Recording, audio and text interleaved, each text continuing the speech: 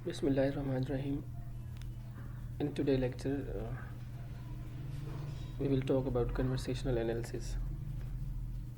Conversational analysis हम किस तरह से करते हैं, हम इसके ऊपर आज बात करेंगे इंशाल्लाह।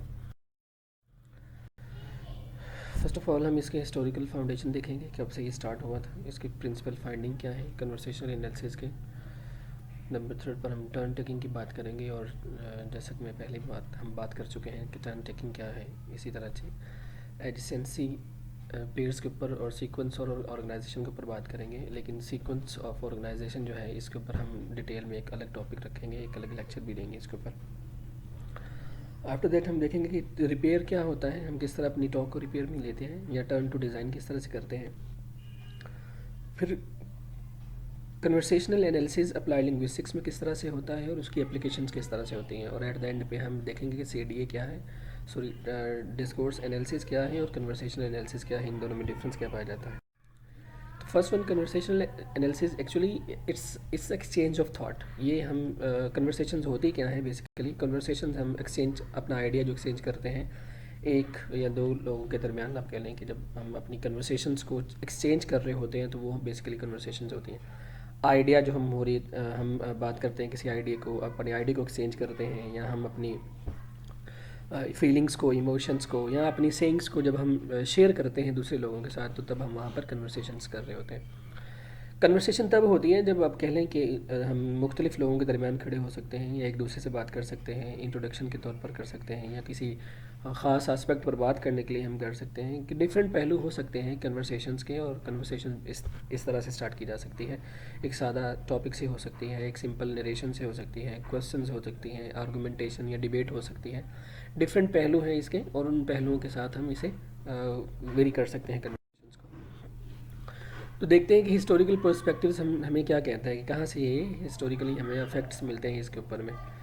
क्या आप कह लें कि जब हम एथनो मेथडोलॉजी की बात करते हैं, तो बेसिकली एथनो मेथडोलॉजी जो है, the study of the method people use for understanding and producing the social order in which they live. आप कह लें कि जो हेरल्ड ने जो डेफिनेशन की है कि इसे कहाँ से लिया जाता है, बेसिकली एक मेथडोलॉजी होती है जहाँ पर हम एक कन्वेइंग करते हैं, एक आप कह लें कि एक जेस्चर्स देते हैं, या आप कह लें कि एक सेइंग करते हैं एक दूसरे की या सोसाइटी की बात को अंडरस्टैंड करने के लिए।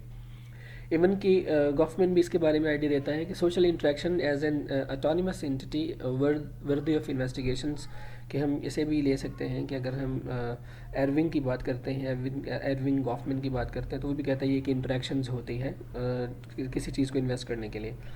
फिर हार्वी सेक्स कहता है, Harvey sex suggest a method for systematic exploration of social interaction. Again अगर देखते हैं तो ये it's a type of interaction जो हम देखते हैं, कि इंटरेक्शन हम किस तरह से करते हैं और इसे किस तरह से हम आगे लेके चलते हैं, हमारे पॉइंट्स क्या हैं, हम किस तरह से अपनी अज्यूमिंग करते हैं, किस तरह हम अपने एक्सपीरियंस को आगे पुट करते हैं। तो ये डिफरेंट टर्म्स हैं जो हम इसे इस्तेमाल करते हैं।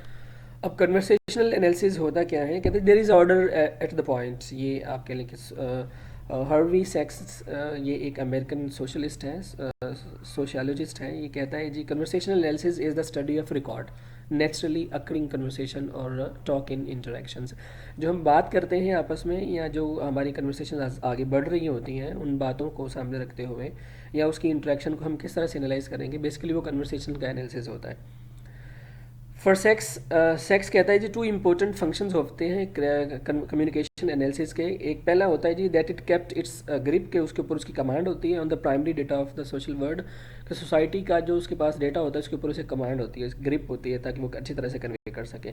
और दूसरा ये है कि that it was testable and examinable by more than the sociologist performing the analysis। आप कह लें जी कि एक से या दो से लोगों से बढ़कर भी इसे एनालिसिस हम ले सकते हैं, दूसरा बंदा भी इसे एनालाइज कर सकता है, इसके ऊपर बात कर सकता है, कि डिफरेंट वेरिएशन हमारे पास पाई जाती हैं जिन्हें हम इनको देखते हैं, जिनके सामने हम बात कर रहे होते हैं। तो देखते हैं जी हमें क्या मिलता है जी। कन्वर्सेशनल एनालिसिस एक ऐसा एनालिसिस है, an approach with in the social sciences that aims to describe, analyze and understand the talk as a basic and the constitutive features of human life. आप कह लें जो बेसिक हमारी सेइंग्स हैं, basically हम कन्वर्सेशन एनालिसिस में उस sayings का, उस डिस्क्रिप्शन का ही एनालिसिस करते हैं जो हम बात कर रहे होते हैं, या जिस टॉपिक पे हम एनालाइज करने की कोशिश करते हैं, जो सोसाइटी से हम लेते हैं हम। तो फिर कन्वर्सेशनल इंटरेक्शंस क्या होती है, हम किस तरह से कन्वर्सेशनल इंटरेक्शन करते हैं। कहते हैं any activity in which two or more peoples take turns at speaking. आप कह लें जी कि दो या दो से ज़्यादा लोग जो अपनी बारी का इंतज़ार करें और बातें आपस में करें, या कोई मैसेज कन्वे करें, या कोई आप कह लें कि कोई भी किसी तरह की इंटरेक्शन करें, तो वो कन्वर्सेशनल इंटरेक्शंस होंगे। Typically only one person speaks at a time. एक वक्त में एक ही बंदा बात कर सकता है। इसकी कन्वर्सेशंस की दो फीचर्स होती हैं। तो पहली जो है टिपिकली आप कह लें कि एक बंदा एक ही तरह से बात कर सकता है। दूसरा ये है कि साइलेंस हम अवॉइड करते हैं इसमें। If the two people talk at the same time one of them stops. अगर दो बंदे बात कर रहे होते हैं तो एक को उसकी बात सुनने के लिए अपनी टर्न का इंतज़ार करना पड़ता है। तो ये वही टर्न टेकिंग है जिसके बारे में हम पहले भी एक लेक्चर ले चुके हैं। आज फिर हल्का सा इसके बारे में हम टच देखेंगे। तो यहाँ पर एक एग्जाम्पल के तौर पर वो बात करता है कि डिडंट यू नो। अब क्या है, क्वेश्चन कौन सा है, तो सेकंड पर्सन क्या आंसर कहता है, but the must have been there by two. तो yes but you knew where he was going. आप कहता है कि यहाँ पर बेसिकली वो अपने उस कॉन्टेक्स्ट को, उस सिनेरियो को डिस्कस करना चाहते हैं जो दोनों ही जान रहे हैं, दोनों ही जानते हैं। यहाँ किसी पर्सन के मिसिंग की बात करते हैं, या उसके अंडरस्टैंडिंग की बात करते हैं कि आप उसे जानते हैं कि नहीं जानते, उसकी पर्सनैलिटी के बारे में बात करते हैं। तो यहाँ पर एक बंदा बात करता है, फिर दूसरा बंदा बात करता है। इट्स मीन टर्न की बारी आती है, टर्न हमें वेट करना पड़ता है इसमें। तो बेसिकली टॉक हमारे पास क्या रोल अदा करती है। कहते हैं the primary focus of the research in conversational analysis is talk rather than language. हम लैंग्वेज की बात नहीं करते हैं, यहाँ पर टॉक की बात करते हैं, सेइंग्स की बात करते हैं। तो talk is understood to be an occasion when people act out their sociality. आप कह लें जी कि प्राइमरी फोकस जो हमारा होता है वो डिफरेंट कंसर्न्स तो लिए जा सकते हैं, लेकिन कन्वर्सेशनल एनालिसिस में प्राइमरी फोकस हमारा जो है वो सिर्फ टॉक ही है।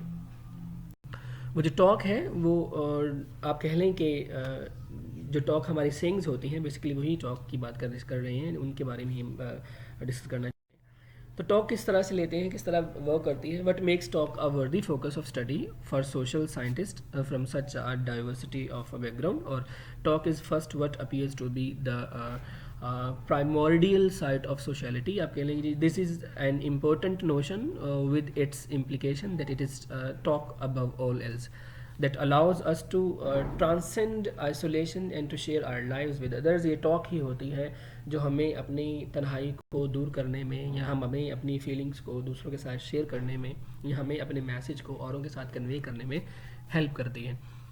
टॉक एक्चुअली ये एक क्रूशियल एक्टिविटी है जो सेंटर को वर्ड करती है। आप कह लें जी कि talk is a crucial activity at the centre of word changing events. तो जब हम इंफॉर्मेशन चेंज करते हैं, या आप कह लें कि बात को एक्सचेंज करते हैं, तो जब हम सबमिटिंग मीटिंग्स हम करते हैं तो वहाँ पर लीडर्स की बात कर लें, या आम पर्सनस की बात कर लें, या नेशनल या मल्टीनेशनल कंपनीज़ की बात कर लें, या कॉन्फ्रेंस की बात कर लें, या ऐसी पॉलिसीज़ की बात कर लें जहाँ पर ये शेयरिंग की जाती है। तो इसका बेसिक पर्पस होता है कि हम वहाँ पर अपनी रूटीन की बातें करते हैं, हम अपनी एक्सचेंज की बातें करते हैं, अपनी ग्रीटिंग की, नेबरिंग पोलाइट की, चाय चिट चैट की, या वर्कमेट्स की। हम किसी भी तरह की जो बात कर रहे होते हो, बेसिकली वो हमारा कन्वर्सेशनल एनालिसिस के अंदर बेसिक कंसर्न्स टॉक ही है। तो टॉक पहला एस्पेक्ट है जो हम कन्वर्सेशनल एनालिसिस के अंदर हम इसके ऊपर बढ़ते हैं।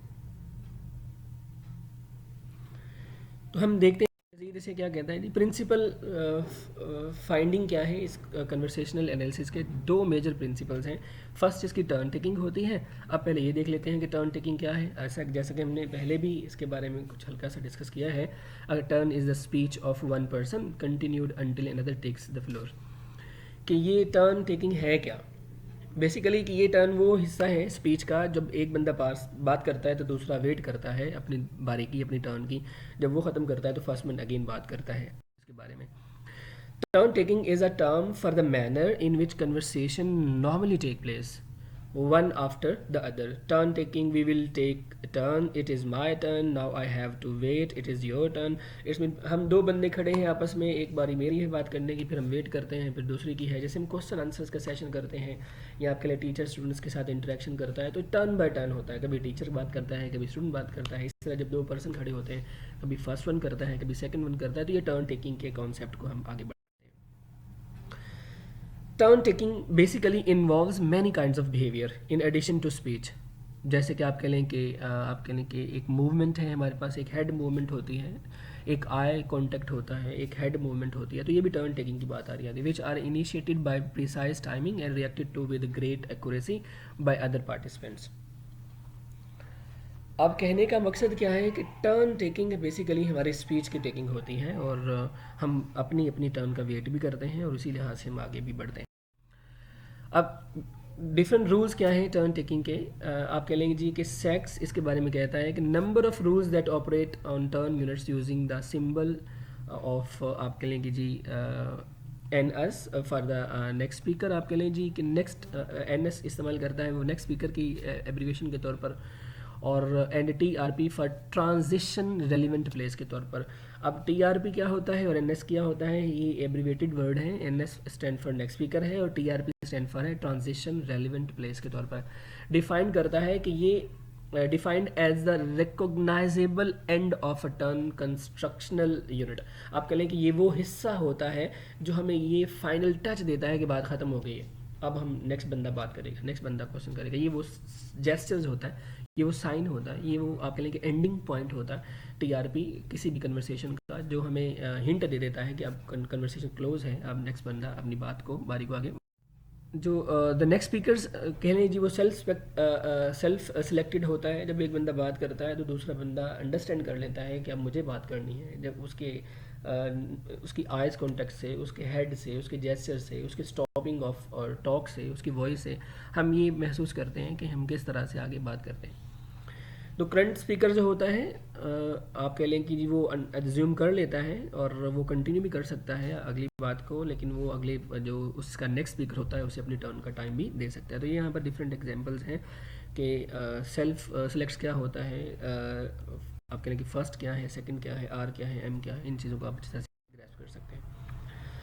A transition relevance place मतलब TRP takes place at the completion of an utterance. It is the change of turn place.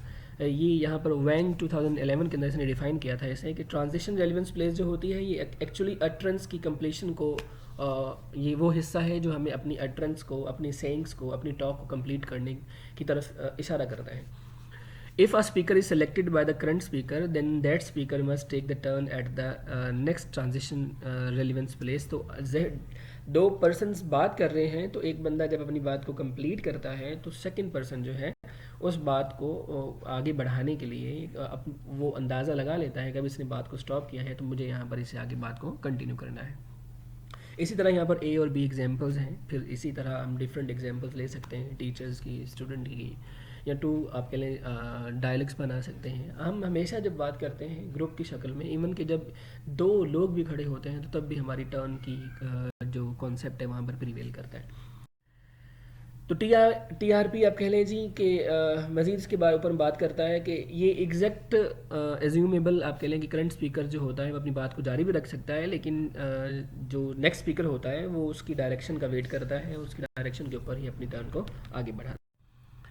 फिर HCNC पेयर्स ये हमने पहले भी पढ़े थे कि डिफरेंट टाइप्स के होते हैं कि हमें कहाँ पर अमूमन 4 टाइप्स के होते हैं। रिक्वेस्ट करनी होती है, हमें स्टेटमेंट्स देनी होती है, आप कह लें कि कोऑर्डिनेशंस के तौर पर, या आप कह लें कि हमें इंट्रोगेटिव के तौर पर लेना होता है, या हमें इम्पेरेटिव आस्पेक्ट्स प्रेजेंट करना होता है। तो डिफरेंट पेयर्स होते हैं। It is a particular type of turn taking structure and adjacency pairs is a sequence of two related utterance by two different speakers.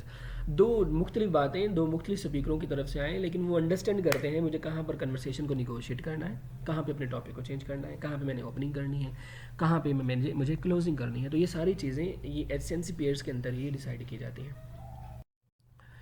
तो फीचर्स क्या है हमारे पास, फीचर्स ऑफ एडजेसेंसी पेयर्स हमने लास्ट तो इसके features तो नहीं डिस्कस की थी, लेकिन हमने ये बेसिक कॉन्सेप्ट देखा था कि एडजेसेंसी पेयर्स क्या होते हैं।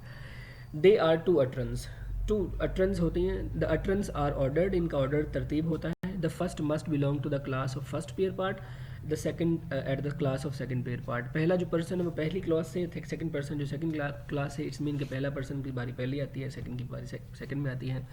और जो अटरेंस होती हैं वो रिलेटेड होती हैं। Not any second pair can follow any first pair part but only appropriate one. आप कह लें जो पहले बंदे ने बात की है सेकंड बंदा वही बात नहीं कर सकता, लेकिन उस बात को आगे कंटिन्यू कर सकता है, उससे रिलेशन बढ़ा सकता है। जो मैंने क्वेश्चन किया है तो मैं दोबारा, दूसरा बंदा मेरे सवाल के ऊपर सवाल नहीं कर सकता। मैं पूछता हूँ तुम्हारा क्या नाम है, तो आगे से मुझसे ये नहीं पूछता भाई तुम्हारा क्या नाम है। हाँ, वो पहले अपना नाम बताएगा, उसके बाद पूछ सकता है कि मेरा नाम क्या है। जब वैसा करेगा तो फिर अप्रोप्रिएटनेस की तरफ बढ़ता है।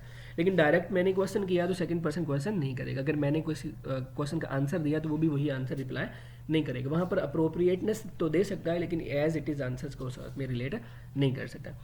फिर कहते हैं the first pair part often selects next speakers and always select next section. It thus sets up a transition relevance and expectations और expectation which the next speaker fulfil. आप कह लें जी, हम जब किसी बंदे से बात करते हैं तो डेफिनेटली हम कुछ एक्सपेक्ट करते हैं कि ये मुझे इसका आंसर देगा, या ये मुझे इसके बारे में एक्सेप्टेंस का रिस्पॉन्स देगा, या रिफ्यूज़ल का रिस्पॉन्स देगा। हम पहले ही उसके बारे में क्या आश्रय कर रहे होते हैं, तो वैसा हमें रिस्पॉन्स मिल जाए। डिफरेंट वेराइटीज़ होती हैं आपके लिए। इसके अंदर prototype example of agency pairs होती हैं हमारे पास। ग्रीटिंग हो सकती है, और ऑफर ऑफ एक्सेप्टिंग्स हो सकती हैं, अपोलोजाइज हो सकता है, क्वेश्चनिंग हो सकती है, ठीक है, कन्वर्सेशन में निगोशिएशन हो सकती है, टॉपिक चेंज हो सकता है। इस तरह से हम ये बात करते हैं। तो इसका जो नेक्स्ट पार्ट है, बाकी हिस्सा जो है इसी टॉपिक का, हम फिर नेक्स्ट लेक्चर में इंशाल्लाह कवर करेंगे। तो होप सो अगर कोई यहाँ तक कोई क्वेश्चन है तो आप मुझसे पूछ सकते हैं। Thank you.